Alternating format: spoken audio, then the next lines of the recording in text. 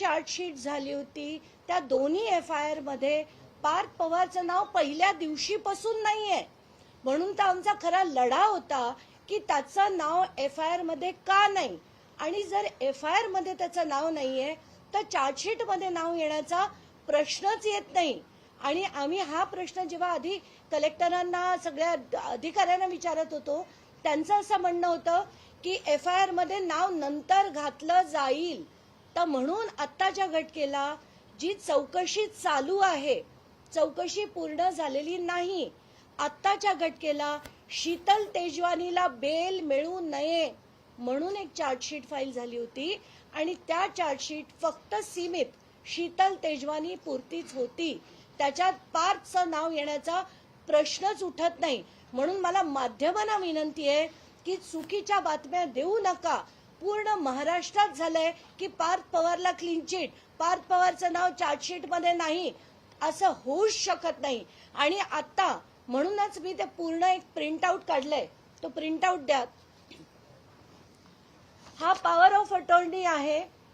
शीतल तेजवानी शीतल तेजवानी आणि पार्थ पवार यांच्यामध्ये झालेलं पॉवर ऑफ अटॉर्नी आहे. याच्यात प्रत्येक पानावर त्यांचं नाव आहे, प्रत्येक पानावर.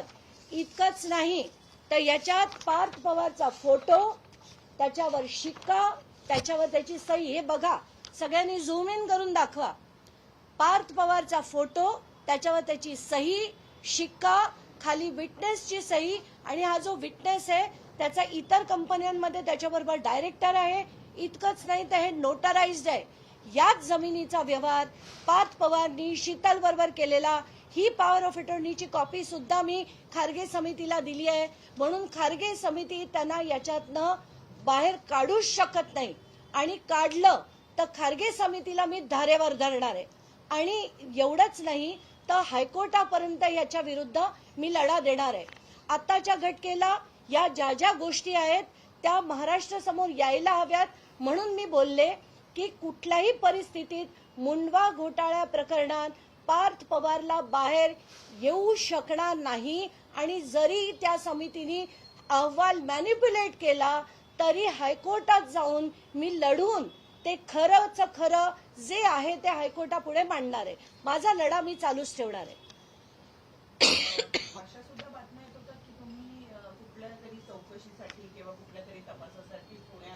नाही, आता रोज नवीन नवीन बातम्या. आज सकाळी मी उठण्याच्या आधी मला 25 मेसेजेस आले होते